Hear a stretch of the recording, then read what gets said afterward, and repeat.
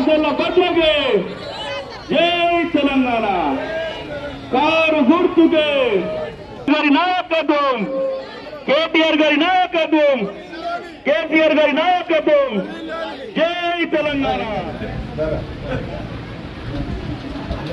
జై తెలంగాణ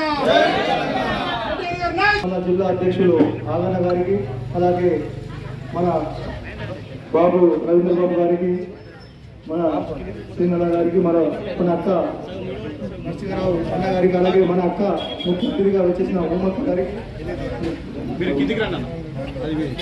నారాయణరావు గారికి అలాగే ఈ వార్డు ప్రజలకు అక్కలకు అన్నారు తెలియజేసుకుంటూ ఈరోజు 20వ వార్డు కౌన్సిలర్గా అభ్యర్థిగా మన కాసర్ల పద్మక్క ఈ వార్డు నుంచి భారీ మెజార్టీతో గెలుస్తారని మీకు మేము పూర్తిగా మీకు సపోర్ట్గా చేసుకుంటూ మీకు హామీ ఇస్తున్నామన్నా. తప్పకుండా ఈ వార్డు చాలా ఏకగ్రీయంగా ఒకే పక్కన ఉంది కాబట్టి మన కేటీఆర్ సార్ చేసిన అభివృద్ధి పనులే వీళ్ళందరికీ కళ్ళకు కట్టినట్టు ఈ వార్డులో కనబడుతుంది.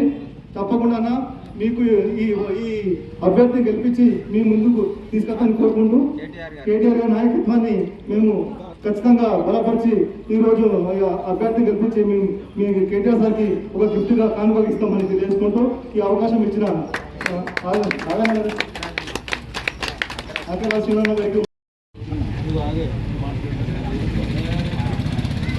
ఈరోజు 27వ ward BRS party office opening కార్యక్రమానికి ఇచ్చేసినటువంటి గౌరవనీయులు ఉద్యమ నాయకురాలు ఉమ్మడి కరీంనగర్ జిల్లా జడ్పీ చైర్మన్ తులక్క గారికి ఉమ్మక్క గారికి అదేవిధంగా కార్యక్రమానికి ముఖ్య అతిథిగా వచ్చేసినటువంటి గౌరవనీయులు టెస్కాప్ చైర్మన్ రవీంద్రరావు బాబు గారికి అదేవిధంగా మన బీఆర్ఎస్ పార్టీ జిల్లా అధ్యక్షులు తోటాగన్న గారికి అదేవిధంగా బీఆర్ఎస్ పార్టీ సీనియర్ నాయకులు ఉద్యమ నాయకులు నరసింహన్న గారికి కార్యక్రమంలో పాల్గొంటున్నటువంటి ఈ వార్డు ఇన్ఛార్జి జడ్పీ కోర్షన్ చాందుబాజ గారికి కార్యక్రమంలో పాల్గొంటున్నటువంటి బీఆర్ఎస్ పార్టీ కుటుంబ సభ్యులకు ఈ 27వ వార్డులో పోటీ చేస్తున్నటువంటి పద్మక్క గెలుపు కోసము వచ్చినటువంటి అందరికీ పేరు పేరున నా యొక్క నమస్కారం తెలుపుకుంటూ గౌరవనీయులు పెద్దలు కేటీఆర్ గారి ఆశీస్సులతోటి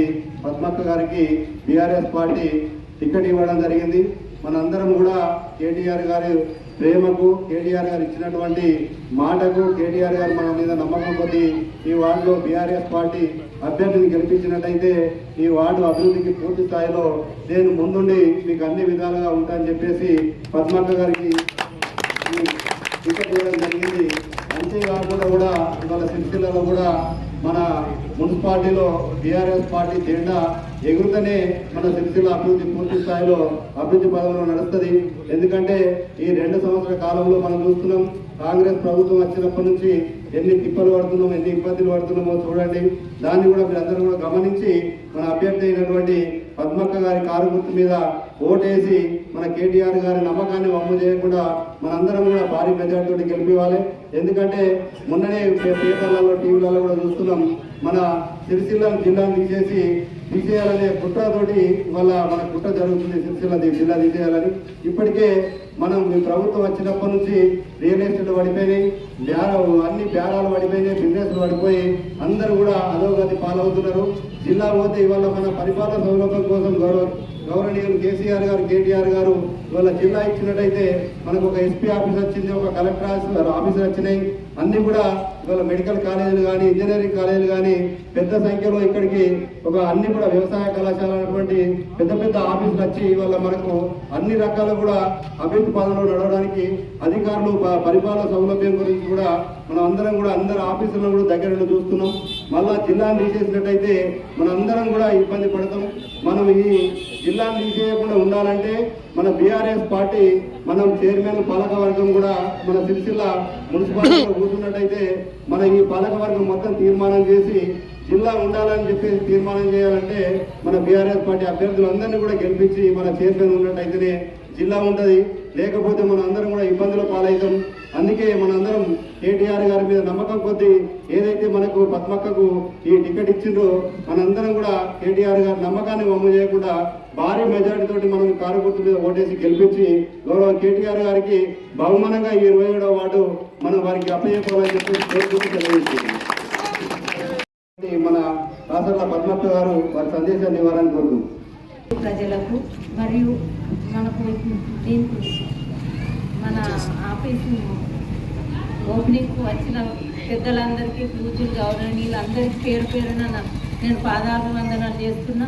ఎందుకంటే అందరూ నాకు సపోర్ట్గా ఉండి అందరూ నాకు టికెట్ ఇచ్చి కేసీఆర్ గారు నాకు నమ్మకంతో వీళ్ళందరి సహాయంతో నాకు టికెట్ వచ్చింది. మీరందరూ కూడా నాకు అందరూ మీ ఒక్కొక్కరు ఓటు నాకు వేసి గెలిపించి సారు నాకు టికెట్ ఇచ్చినందుకు మీరందరూ ఆయనకు ఒక గిఫ్ట్గా ఇవ్వాలి. భారీ మెజార్టీతో పోయినసారి నేను 16 ఓట్లతో ఓడిపోయినా కాబట్టి ఈసారి మీరందరూ దాన్ని మీరు ఇప్పుడు ఒక్క శబ్దంగా తీసుకొని మీరు నాకు ఓట్లు వేసి ఎవరు ఒక్క ఓటు కూడా మన వేరే పార్టీకి వేయకుండా మీరు అందరూ వేసి నన్ను గెలిపించి సార్కి గిఫ్ట్గా ఇస్తారని ఏ పనైనా నేను ముందు చేస్తా. మీరు నా ఇంటికి రావనవసరం లేదు, నేనే మీ ఇంటికి వచ్చి నేను పని చేస్తా. ఎందుకంటే మీరు ఏది కావాల్సిన నాకు ఓటు వేయాలని కోరుకుంటున్నాను.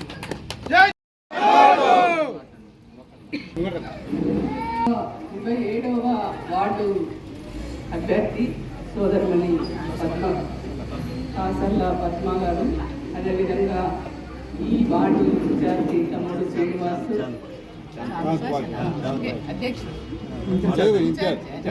చాందు భాష సీను, అదేవిధంగా ఈ జిల్లా అధ్యక్షులు ఉద్యమకారుడు అన్న ఆగన్న గారు, రవీందర్ అన్న, అదేవిధంగా నరసింహరావు అన్న, ఈ వార్డులో ఉన్నటువంటి వివిధ అంటే చుట్టుపక్కల మండలాల నుంచి కూడా ఇక్కడ ఇన్ఛార్జీలుగా ఉన్నారు. వాళ్ళకి, మా అక్క చెల్లెళ్ళకి, మా అన్న తమ్ములకి అందరికీ కూడా పేరు పేరున తెలంగాణ ఉద్యమ నమస్కారాలు. మీరందరూ కూడా, ఎందుకంటే కేటీఆర్ గారు మీ మీద నమ్మకంతో పద్మ గారికి గతంలో ఇవ్వడం జరిగింది. మళ్ళీ ఒక్కసారి అప్పుడు కొన్ని ఓట్లతోటి ఓడిపోయినా మళ్ళీ మీలో ఒకదానిగా ఉంటూ మీకు అందుబాటులో ఉన్నటువంటి పద్మ గారిని మళ్ళీ మీ ఆశీర్వాదం కోసం వాళ్ళ కేటీఆర్ గారు బీఆర్ఎస్ పార్టీ అభ్యర్థిగా మీ ముందుకు పంపించడం అనేది జరిగింది.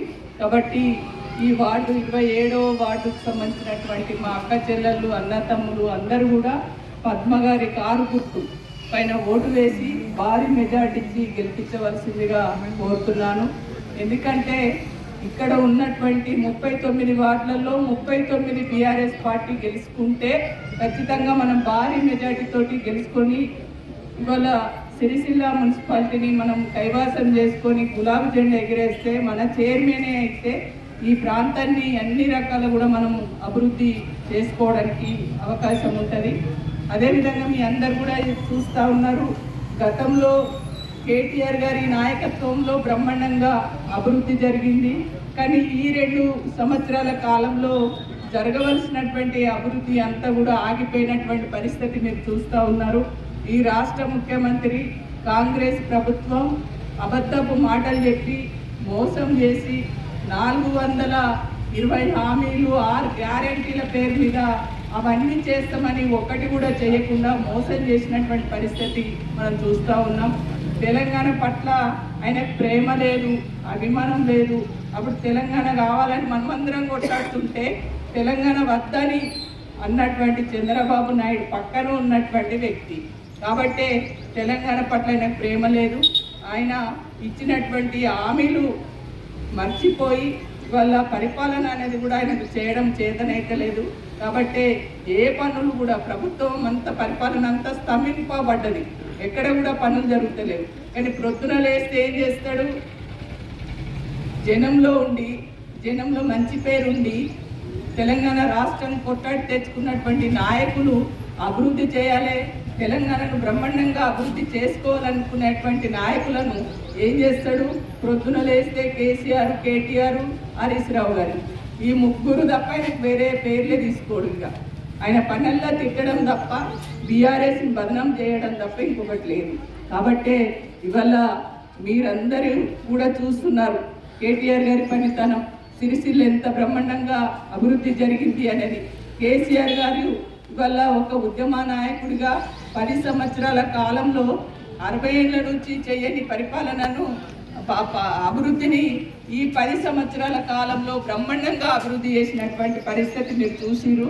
కాబట్టి మళ్ళీ ఇవాళ మున్సిపల్ చైర్మన్ను మనం గెలిపించుకుంటే మళ్ళా తదుపరి వచ్చినటువంటి ఎన్నికలలో కూడా మళ్ళా 2 ఏళ్ళ 3 ఏళ్ళ తర్వాత ఖచ్చితంగా బీఆర్ఎస్ ప్రభుత్వమే వస్తుంది. మళ్ళీ ఈ రాష్ట్రానికి ఉద్యమ నాయకుడు కేసీఆర్ గారే ముఖ్యమంత్రి అవుతారు. మళ్ళీ మన కేటీఆర్ గారు ఉన్నతమైనటువంటి స్థానంలో ఉంటారు. కాబట్టి మనం మంచిగా ఈ జిల్లాను ఈ ప్రాంతాన్ని బ్రహ్మాండంగా అభివృద్ధి చేసుకోవచ్చు. కాబట్టి మీరందరూ కూడా కారు గుర్తు పైన ఓటు వేసి పద్మక్కని భారీ మెజార్టీతో గెలిపించి మున్సిపల్కి పంపించి మున్సిపల్ చైర్మన్గా బీఆర్ఎస్ పార్టీ కైవసం చేసుకునే విధంగా ఈ 27వ వార్డు మా అక్క చెల్లెళ్ళు మా అన్న తమ్ములు అందరూ కూడా కారు గుర్తు పైన ఓటు వేసి గెలిపించి మీరందరూ కూడా భారీ మెజార్టీని ఇవ్వవలసిందిగా కోరుతూ కారు గుర్తుకే జై తెలంగాణ, జై తెలంగాణ. సిరిసిల్ల పట్టణ పరిధిలోని మున్సిపల్ ఎన్నికల్లో భాగంగా 27వ వార్డు భారత రాష్ట్ర పార్టీ కార్యాలయ ప్రారంభోత్సవానికి వచ్చేసిన 27వ వార్డు మా అక్క చెల్లెళ్ళు మా అన్నదమ్ములందరికీ ఈ కార్యక్రమంలో పాల్గొంటా ఉన్న పెద్దలు భారత రాష్ట్ర పార్టీ నాయకులు అందరికీ కూడా పేరు పేరున హృదయపూర్వక నమస్కారాలు. అందరూ మాట్లాడిండ్రు. నేను ఒక 2 విషయాల మీద చెప్పదలుచుకో ఉన్నా. గతంలో పద్మక్క కౌన్సిలర్గా పనిచేసిన అనుభవం ఉన్నది. ఈ వార్డులోని అన్ని సమస్యలు తెలుసు, అన్ని వీధులు తెలుసు. ఇక్కడే పుట్టి ఇక్కడే పెరిగిన వ్యక్తి, అంతే కదమ్మా? ఇక్కడే మీ మధ్యనే పుట్టి మీ మధ్యనే పెరిగిన వ్యక్తి. కౌన్సిలర్గా పనిచేసిన అనుభవం కూడా పద్మక్కకు ఉన్నది. పోయినసారి కేటీ రామారావు గారు కమిటీ గడిసే కొంత అంటే ఎక్కడో ఒక దగ్గర కోపం వచ్చినట్టుంది వాటి మా అక్క చెల్లెల అన్నదమ్ములు, కానీ ఓడిపోయినా కానీ ప్రజల మధ్యనే ఉండి అన్ని కార్యక్రమాలకు అటెండ్ అయ్యి ప్రతిదానికి కూడా నేనున్నా అని చెప్పేసి పద్మక్క మీ మధ్యనే ఉన్నది. 10 ఏళ్ల పాటు కేసీఆర్ గారి ప్రభుత్వంలో జరిగిన అభివృద్ధి అంతా కూడా మన కళ్ళ ముందే ఉంది. సీసీ రోడ్లు కావచ్చు, ఒకప్పుడు గత ప్రభుత్వంలో తాగునీళ్ళు సరిగ్గా వచ్చేవి కావు, కరెంట్ ఎప్పుడు వస్తుందో తెలియదు, ఎప్పుడు వస్తుందో తెలియదు, మరి పింఛన్లకు గతి లేదు. కానీ కేసీఆర్ గారి ప్రభుత్వంలో 10 ఏళ్ల పాటు సంక్షేమం అభివృద్ధి ఎలా పరుగులు పెట్టిందో మనందరికీ తెలుసు. మరి 2-3 విషయాలే. రేవంత్ రెడ్డి ఈ నెలలో తీసుకుంటే 2000, నేను వచ్చే నెలలో తీసుకుంటే 4000 పింఛన్ ఇస్తా అన్నాడు. 4000 పింఛన్ కాదు, 4 రూపాయలు కూడా పెంచలేదు. ఈ నెలలో తీసుకుంటే షాది ముబారక్ కానీ కళ్యాణ లక్ష్మి కానీ 1,00,000 రూపాయలు ఇస్తా అన్నాడు. మళ్ళా నెలలో తీసుకుంటే తులం బంగారం పెడతా అన్నాడు. తులం బంగారం కాదు, మాసం ఎత్తు కూడా ఇవ్వలేదు.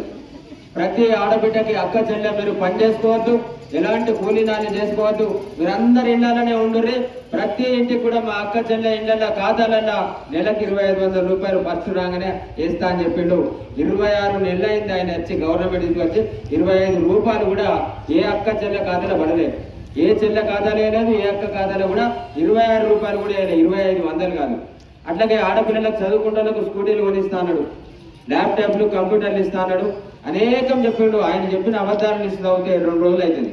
కాబట్టి ఆయననే ఒక 400 హామీలు ఇచ్చిండు. ఇలా ఏది కూడా నెరవేర్చలేదు. మనం చూస్తూ ఉన్నాం 2014 కంటే సిరిసిల్ల ఎట్లా ఉండే అభివృద్ధి. 2014 తర్వాత కేటీ రామారావు గారి నాయకత్వంలో కేసీఆర్ ప్రభుత్వంలో మనం అభివృద్ధి అంటే ఏంది, రోడ్లే కావచ్చు, తాగునీళ్ళే కావచ్చు, కరెంటు విషయంలో కావచ్చు, అనేక ప్రభుత్వ కార్యాలయాలను ఇంతకుముందు తమ్ముడు అక్కరా శ్రీని చెప్పినట్టు అనేక ప్రభుత్వ కార్యాలయాలను మన కళ్ళ దగ్గరికి తీసుకొచ్చిన ఘనత ఇలా కేసీఆర్ ప్రభుత్వాన్ని.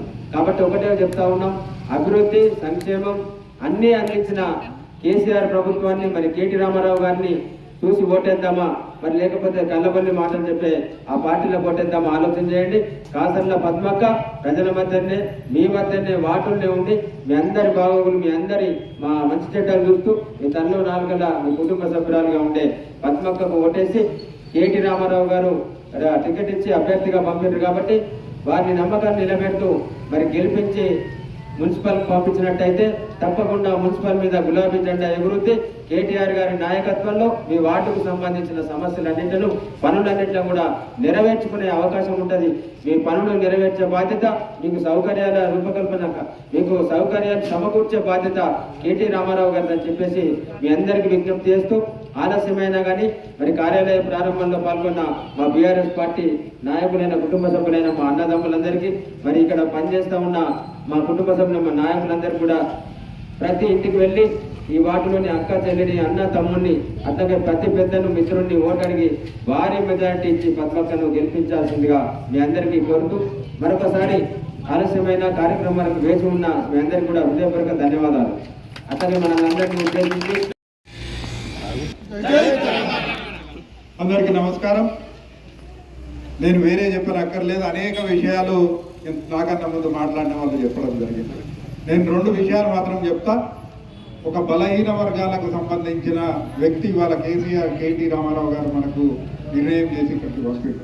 ఇప్పుడే ఆగయ్య గారు చెప్పినట్టు ఒకసారి కౌన్సిలర్గా పనిచేసింది, ఒకసారి కొద్ది ఓట్లతో ఓడిపోయింది. ఒక రాజకీయ కుటుంబంలో నుంచి వచ్చింది. వాళ్ళ నాన్నగారు కూడా ఈ ప్రాంతానికి సేవలు చేసిన వ్యక్తి రామయ్య గారు. చాకలి రామయ్య అంటే ఇప్పుడు చాలా మందికి వీళ్ళకి తెలియదు, కానీ ఆయన ఈ ప్రాంతంలో చాలా చురుకుగా పనిచేసి ఇక్కడ ప్రజల అవసరాలు తీర్చే విధంగా ఆనాడు పనిచేసిన వ్యక్తి కాబట్టి, ఒక రాజకీయ కుటుంబంలో నుంచి వచ్చిన వ్యక్తి కాబట్టి, రాజకీయ దృక్పథం, రాజకీయ కోణం నుండి సమస్యల గురించి ఆలోచించ రామయ్య గారు ఆనాడు గ్రామ పంచాయతీలో వార్డు మెంబర్గా కూడా చేశారు. మస్తు 2 సార్లు వార్డు మెంబర్గా కూడా చేశారు. అటువంటి ఆలోచనలతో ఆడ పెరిగిన అమ్మాయి కాబట్టి ఖచ్చితంగా ఇవాళ మనకు సేవ చేయడానికి ఆమె ముందుకొచ్చింది. సేవ చేస్తుంది అనే మాట కూడా చెప్తున్నాం. ఎందుకంటే ఒక మంచి నాయకుడు కేటీ రామారావు గారు లాంటి నాయకత్వంలో ఇటువంటి అవకాశం వచ్చినప్పుడు ఆ సేవాభావం గల వ్యక్తులు ఎన్నికైతే ఖచ్చితంగా మన ప్రాంతానికి ఏదో దోహదపడతారు, వాళ్ళు ఉపయోగపడతారనే మాట మనం తెలుసుకోవాల్సిన అవసరం ఉన్నది. అనేక మాటలు చెప్పి మనను బురుడి కొట్టించి ఇవాళ జూటా వాగ్దానాలు, జూటా వాయిదాలు చేసుకుంటా మోసం చేసిన విషయం మనందరికీ కూడా తెలుసు. పదే పదే అవి చెప్పకుండా కాంగ్రెస్ వాళ్ళకు బుద్ధి చెప్పే ఒక అవకాశం వచ్చింది. ఇవాళ మనము కేసీఆర్ గారు తెలంగాణ రాష్ట్రం ఏర్పడ్డాక మనకు ఇచ్చిన సౌలభ్యం, మనకి ఇచ్చిన సౌలతులు, మనకు చేసిన పనులన్నీ కూడా మళ్ళీ ఈ 2 సంవత్సరాల్లో వెనుకకు పోయే ప్రమాదం ఉన్నది. ఇప్పుడే అక్కిరా శ్రీనివాస్ మాట్లాడిండు. మొట్టమొదలు ఈ సిరిసిల్ల జిల్లాను తీసేసే ఒక కుట్ర జరుగుతూ ఉన్నది. కేసీఆర్ గారు ఏది చేస్తే అవన్నిటిని కూడా తిరిగి రాయాలి, ఆయన ఆనవాళ్ళు లేకుండా చేయాలని ప్రజలను ఇబ్బంది పెట్టే ఒక కార్యక్రమం తీసుకొని ఇవాళ కాంగ్రెస్ ప్రభుత్వం ముందుకు పోతా ఉన్నది. కేసీఆర్ గారేమో ప్రజల వద్దకు పాలన తీసుకొచ్చి సిరిసిల్లలోనే కలెక్టరేట్ పెట్టి, సిరిసిల్లలోనే ఒక పోలీస్ హెడ్ క్వార్టర్ పెట్టి, మిగతా అధికారులందరూ కూడా అందుబాటులో ఉండి ఒక అర్ధ గంటలో మన జిల్లా అంతా కూడా తిరిగి వచ్చే విధంగా ఏమైనా సమస్యలు ఉండే విధంగా జిల్లాలను తయారు చేస్తే ఇవన్నిటిని కూడా ఇచ్చగొట్టే కార్యక్రమం ఇవాళ రేవంత్ రెడ్డి చేస్తూ ఉన్నాడు. ఎన్నడూ కూడా జై తెలంగాణ అన్నాడు. ఎన్నడూ కూడా ఉద్యమంలో ఒకనాడు కూడా ఒక నినాదం ఇయ్యనోడు. తుపాకీ పట్టుకొని ఆనాడు ఉద్యమకారుల మీదకి వచ్చిన రేవంత్ రెడ్డి ఇలా కాంగ్రెస్ ముసుగులో ఎవరి ఎవరికి అడుగులకు మడుగులెత్తుండో మీకు అర్థమవుతా ఉన్నది.